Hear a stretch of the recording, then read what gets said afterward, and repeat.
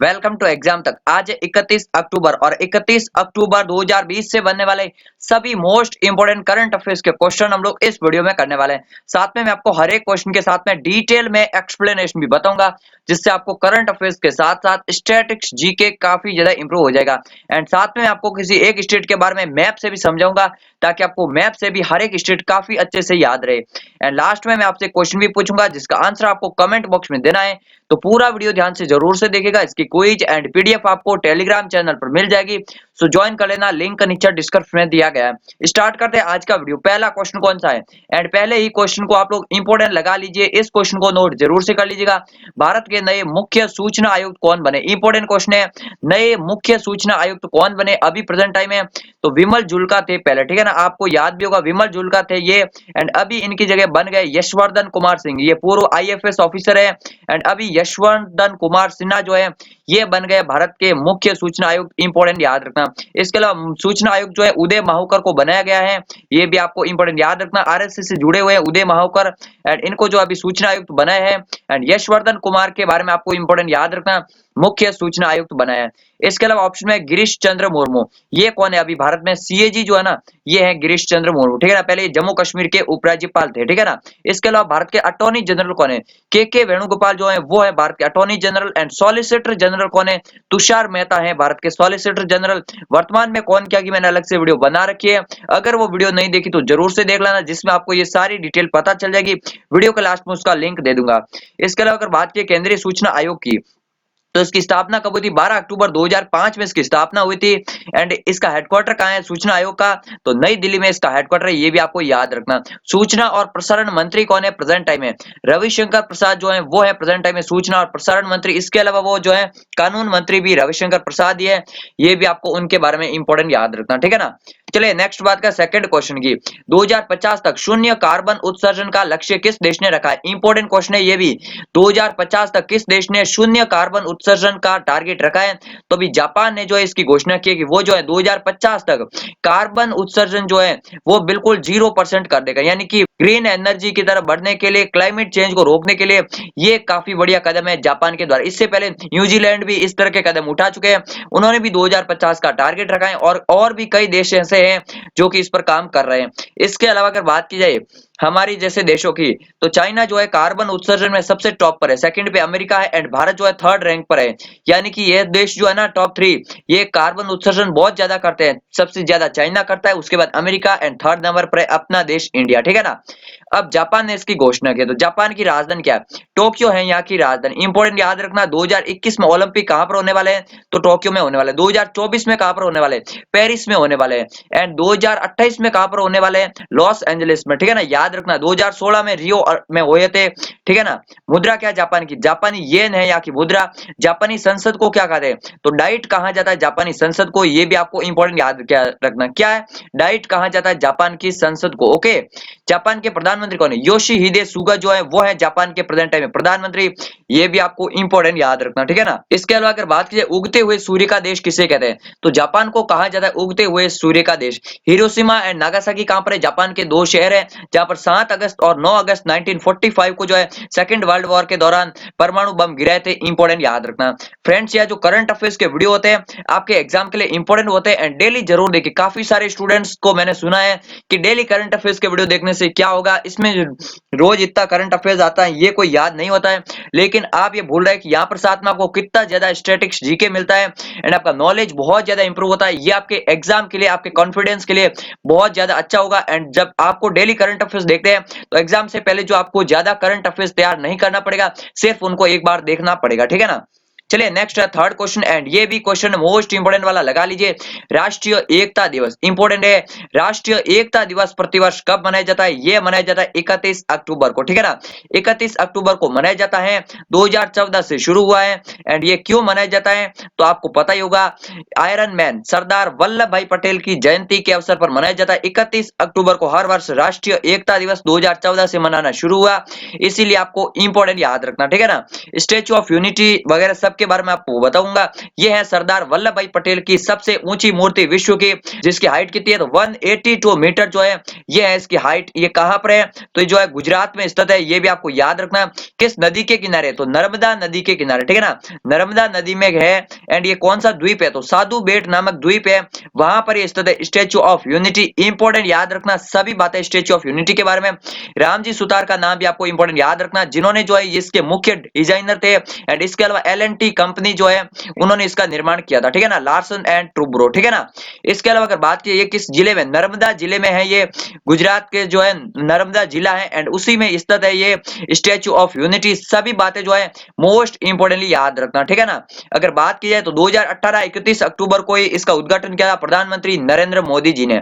अब सरदार वल्लभ भाई के पटेल के बारे में आपको क्या बातें इंपॉर्टेंट याद रखनी है, ये बातें आपको मोस्ट इंपोर्टेंट याद रखनी है। पहली बात तो कि इनको जो है सरदार की उपाधि कहां से मिली, बारडोली सत्याग्रह हुआ था, अगर आपको पता हो तो, ठीक है ना। बारडोली सत्याग्रह जो हुआ था उसके बाद जो है उनको जो है ये सरदार की उपाधि जो है किसानों ने दी थी, वहां के किसानों ने।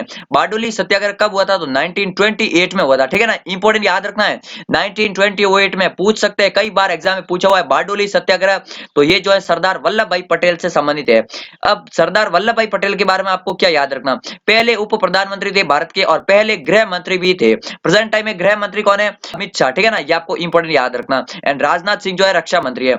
उप प्रधानमंत्री की अगर बात की जाए तो पूछ सकते हैं कि निम्न में से कौन से पद का जो उल्लेख है भारतीय संविधान में नहीं है, तो उप प्रधानमंत्री का उल्लेख भारतीय संविधान में कहीं पर नहीं किया गया, ठीक है ना।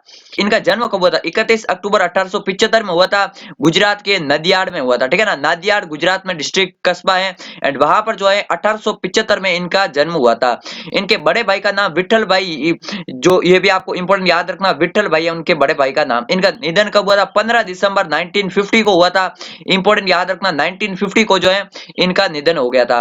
एंड साल 1991 में इनको भारत रत्न पुरस्कार से सम्मानित किया जा चुका है, इसीलिए इंपॉर्टेंट याद रखना है साल 1991 में भारत रत्न पुरस्कार मिल चुका है सरदार वल्लभ भाई पटेल को। इसके अलावा अगर बात किया 565 समथिंग जो है रियासतों का विलय इन्होंने जो है महत्वपूर्ण योगदान रहा था, आयरन मैन के नाम से जाने जाते हैं। इस समय जो है अगर आज भारत पूरा एक हम लोग देख रहे हैं ना तो सरदार पटेल की वजह से देख रहे हैं, अदरवाइज ये जो है इंडिया शायद इतना बड़ा देश एक साथ में उस समय रह ही नहीं सकता था, ठीक है ना। एंड इसके अलावा अगर बात करें इस डे की तो 2014 से हर साल जो 31 अक्टूबर को नेशनल यूनिटी डे एंड राष्ट्रीय एकता दिवस, मतलब ये सेम ही है, ठीक है ना, इंग्लिश में नेशनल यूनिटी डे मनाया जाता है हर वर्ष, ये आपको इंपॉर्टेंट याद रखना है। अगर ये जो है पीडीएफ आपको टेलीग्राम पे दे दूंगा, ये सभी पॉइंट जो ना आपको मोस्ट इंपॉर्टेंट याद रखना है। लेकिन आपको बताओ अगर आप टेलीग्राम से पीडीएफ पढ़ लेते तो यह क्या बारडोली आंदोलन 1928 और साथ में जितनी भी एक्स्ट्रा डिटेल्स मिली है ये सारी स्टेच्यू ऑफ यूनिटी के बारे में क्या आपको वहां पर मिल पाती, नहीं मिल पाती। इसीलिए कहता हूं कि डेली करंट अफेयर्स का वीडियो जरूर देखिए।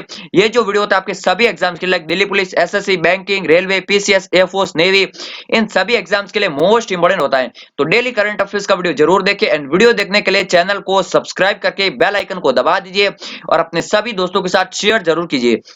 चलिए नेक्स्ट बात का चौथे क्वेश्चन की, हाल ही में 1 लाख महिलाओं को डिजिटल कौशल प्रदान करने के लिए एनएसडीसी ने किसके साथ समझौता किया, इसमें कौन सी महिला शामिल होगी तो जिनके भी कोविड-19 के बाद जॉब चले गए या जो है अभी जॉब लेना चाहती है, स्किल होना चाहती है, उनको जो स्किल डेवलपमेंट दी जाएगी। एनएसडीसी ने इसके लिए जो है माइक्रोसॉफ्ट के साथ समझौता किया, इंपॉर्टेंट याद रखना, ठीक है ना। एनएसडीसी क्या, इंपॉर्टेंट याद रखना, एनएसडीसी है नेशनल स्किल डेवलपमेंट कॉर्पोरेशन, ठीक है ना।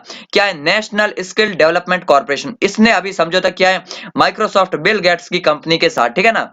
चलिए अब मैं आपको माइक्रोसॉफ्ट के बारे में बता दूं, सीईओ कौन है, सत्य नडेला है एंड भारतीय है, इसीलिए याद रखना सत्य नडेला जो है इंडियन है, 2014 से ये जो है माइक्रोसॉफ्ट के सीईओ बने हैं। इसके अलावा गूगल के सीईओ जो है सुंदर पिचाई वो भी इंडियन ही है, ठीक है ना।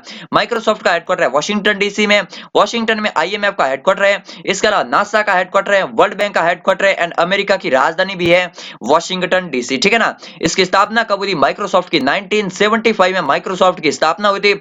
सभी बातें आपको माइक्रोसॉफ्ट कंपनी के बारे में इंपॉर्टेंट याद रखना एंड आईएमएफ वगैरह के बारे में याद रखना। आईएमएफ का भी 190वां मेंबर देश कौन सा बना, अंडोरा जो देश है वो बना आईएमएफ का 190वां देश, ये भी आपको इंपॉर्टेंट याद रखना, लेटेस्ट कंट्री है इसीलिए इंपॉर्टेंट बनेगा।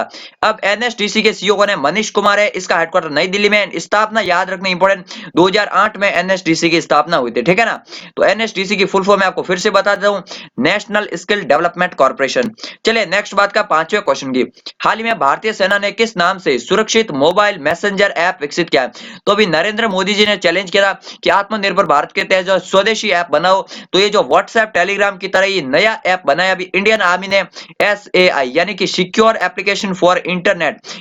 एंड ये जो ऐप है like as it is WhatsApp की तरह काम करेगा। SAI end to end encryption है। एनक्रिप्शन का मतलब क्या होता है कि आप जो किसी को भी मैसेज भेजते हैं वो कोई नहीं पढ़ सकता, यहाँ तक कि उस ऐप का जो है एंड जो होता है वो भी नहीं पढ़ पाता है। इसी को कहते हैं end to end encryption. WhatsApp जो है ये इसी टेक्नोलॉजी का यूज करता है, जिसमें किसी भी लैंग्वेज को कोड में बदल दिया जाता है जिसको पढ़ना नामुमकिन होता है। ठीक है ना।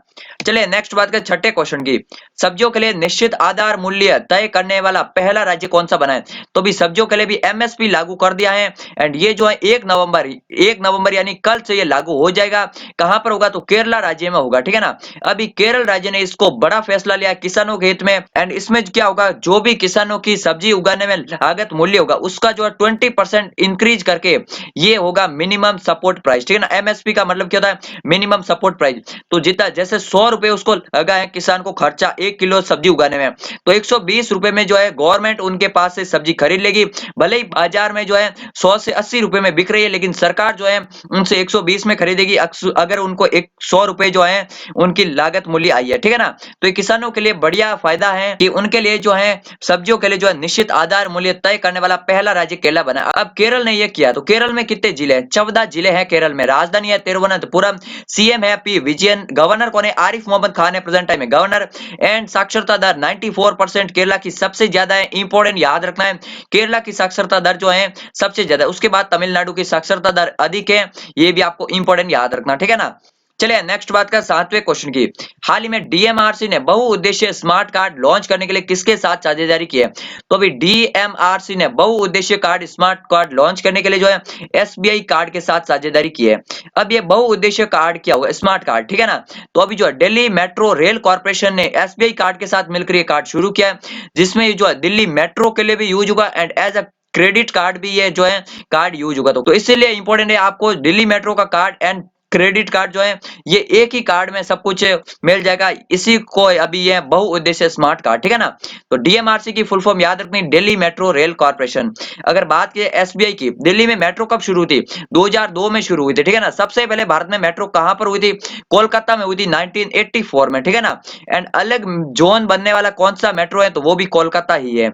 अब SBI कार्ड की बात है। SBI कार्ड के CEO कौन है? अश्विनी कुमार तिवारी। स्थापना हुई थी 1998 में एंड गुरुग्राम में हेडक्वार्टर है इसका। गुरुग्राम में और किसका हेडक्वार्टर है? गुरुग्राम में इंटरनेशनल सोलर अलायंस का है। ठीक है ना। इंपॉर्टेंट याद रखना है, इंटरनेशनल सोलर अलायंस का। ठीक है ना। वहां उसका हेडक्वार्टर का है तो गुरुग्राम में है। ओके। चलिए नेक्स्ट बात का 8वें क्वेश्चन की।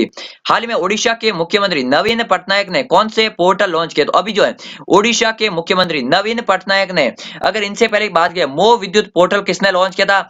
तो नवीन पटनायक ने किया था। इंपॉर्टेंट याद रखना है। अगर बात है ओडिशा की, तो ओडिशा के CM है नवीन पटनायक। गवर्नर कौन है? गणेशी लाल है गवर्नर। राजधानी है भुवनेश्वर, जहां पर हॉकी का वर्ल्ड कप हो चुका है, 2018 में भी हो चुका है। आगे आने वाला जो भी हॉकी वर्ल्ड कप है वो भी वहीं पर होगा। कलिंगा स्टेडियम कहां पर है? भुवनेश्वर में ही है। ठीक है ना। याद रखना है, भीतरकनिका एंड सिमलीपाल दोनों नेशनल पार्क कहां पर है? इंपोर्टेंट नेशनल पार्क है, ओडिशा में ही है। चिल्का झील भारत की सबसे बड़ी झील, वो भी ओडिशा में ही है। ठीक है ना। अब बात करते हैं इस क्वेश्चन की। तो नवीन पटनायक ने जो है सुमंगलम पोर्टल लॉन्च किया। अब सुमंगलम पोर्टल क्या है? इसमें जो अंतर जातीय विवाह को बढ़ावा देने के लिए ये सुमंगलम पोर्टल लॉन्च किया। ठीक है ना। यानी कि कोई भी अदर कास्ट से शादी कर सकते हैं, इसीलिए जो है ये गवर्नमेंट ने पोर्टल शुरू किया है। अब सेकंड पोर्टल कौन सा लॉन्च किया? तो ओडिशा राज्य छात्रवृत्ति पोर्टल। जो भी ST SC OBC के स्टूडेंट्स हैं उनको स्कॉलरशिप देने के लिए ये पोर्टल लॉन्च किया है, ओडिशा राज्य छात्रवृत्ति पोर्टल। यहाँ पर स्कॉलरशिप से संबंधित सभी जानकारी जो है एक साथ मिल जाएगी। तो इसका आंसर होगा C, A और B दोनों। इन दोनों ही पोर्टल के बारे में आपको याद रखना, सुमंगलम और ओडिशा राज्य छात्रवृत्ति पोर्टल। इसके अलावा मो विद्युत पोर्टल भी हाल ही में ओडिशा ने शुरू किया था। गरिमा योजना भी ओडिशा ने शुरू की थी।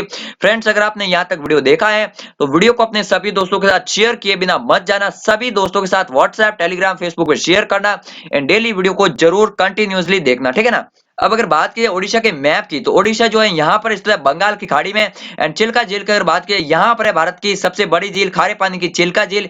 ये आप लोग देख सकते हैं, इस साइड में है वेस्ट बंगाल, यहाँ पर है छत्तीसगढ़। एंड यहाँ पर कौन सा स्टेट है, तो आंध्र प्रदेश जो है यहाँ पर है। अम्फान तूफान अभी कहां पर आया था, तो ये ओडिशा एंड वेस्ट बंगाल में आया था अम्फान तूफान, बंगाल की खाड़ी से। ये भी आपको इंपॉर्टेंट याद रखना, ठीक है ना। एंड इसके अलावा पुरी मंदिर कहां पर है, तो पुरी का जो मंदिर है वो यहाँ पर है ओडिशा में, बंगाल की खाड़ी के तट पर। चलिए नेक्स्ट बात का 9th क्वेश्चन, हाल ही में जेटा तूफान किस देश में आया था, तो जेटा तूफान इंपॉर्टेंट है, अभी जो जेटा तूफान है ये आया है अमेरिका में, ठीक है ना। इंपॉर्टेंट याद रखना। अब मैं आपको बता दूं, अलग अलग चक्रवात होते हैं ना, उनका क्या नाम होता है। जैसे भारत में चक्रवात को चक्रवात कहते हैं, जैसे चाइना में क्या कहते हैं, टाइफून कहते हैं, ऑस्ट्रेलिया में कहते हैं विली विली, ठीक है ना। तो ये अलग अलग नाम है। एंड इसके अलावा अमेरिका वगैरह में टोर्नेडो कहा जाता है, ठीक है ना। तो ये अलग अलग नाम है, आपको इंपॉर्टेंट याद रखना, ठीक है ना। चलिए नेक्स्ट बात का 10वें एंड आज के लास्ट क्वेश्चन की, हाल ही में चालू वित्त वर्ष में भारतीय स्टील का सबसे बड़ा खरीदार कौन बना है, तो ये बना है चाइना। इंपॉर्टेंट याद रखना, चाइना ने जो है टोटल जितना भी भारत ने एक्सपोर्ट किया उसका 29% जो है अकेले चाइना ने खरीदा है इंडियन स्टील को चालू वित्त वर्ष में। इंपॉर्टेंट याद रखना, ठीक है ना। अब चाइना की बात है, तो राजधानी क्या है, बीजिंग है राजधानी, मुद्रा है युआन, राष्ट्रपति है शी जिनपिंग, राष्ट्रीय खेल कौन सा है, टेबल टेनिस है राष्ट्रीय खेल। चाइना में जो है 2022 में कौन से खेल होने वाले हैं, एशियाई खेल आयोजित होने वाला है। इंपॉर्टेंट याद रखना, कौन से खेल, एशियाई खेल। 2018 में कहां पर हुए थे, इंडोनेशिया के जकार्ता में। चाइना सर्वाधिक 14 देशों के साथ बॉर्डर शेयर करता है, इंपॉर्टेंट याद रखना है। चलिए अब मैं आपको कल के सवाल का आंसर देता हूं, आज का क्वेश्चन पूछता हूं। कल मैंने क्वेश्चन पूछा था, किस बैंक के, एचडीएफसी बैंक के नए एमडी एंड सीईओ कौन बने, तो शशिधर जगदीशन बने। आदित्य पुरी की जगह ये बने हैं, आदित्य पुरी को यूरो मनी द्वारा लाइफ टाइम अचीवमेंट अवार्ड मिला है। फ्रेंड्स एक बार कमेंट बॉक्स में जो है इसका आंसर के अलावा एक बार और कमेंट कीजिए कि ये जो वीडियो है किस तरह से बनते हैं, क्या ये वीडियो जो है आपके एग्जाम के लिए हेल्पफुल है। एंड ये सीरीज आगे भी कंटिन्यू रहनी चाहिए। अगर सीरीज आगे भी कंटिन्यू रखनी है तो फिर आप लोग का सपोर्ट ज्यादा दिखाना होगा, वीडियो को शेयर जरूर करना होगा, क्योंकि 150-200 व्यूज में जो है ये सीरीज बहुत ज्यादा दिनों तक कंटिन्यू नहीं रह पाएगी, क्योंकि वीडियो बनाने में बहुत ही ज्यादा मेहनत लगती है एंड एफर्ट्स लगता है, ठीक है ना। अब आज का क्वेश्चन कौन सा है, तो किस राज्य के पूर्व मुख्यमंत्री केशुभाई पटेल का निधन हो गया। केशुभाई पटेल किस राज्य के पूर्व मुख्यमंत्री थे, कितनी बार बन चुके, उस राज्य के बारे में और भी जितनी भी डाटा डिटेल आपको पता हो कमेंट बॉक्स में जरूर लिखिए। चैनल को सब्सक्राइब कर लीजिए, बेल आइकन को दबा दीजिए एंड कमेंट बॉक्स में जरूर लिखिए कि आपने कितने लोगों के साथ वीडियो को शेयर किया। मिलते हैं एक नए वीडियो में, तब तक के लिए जय हिंद जय भारत।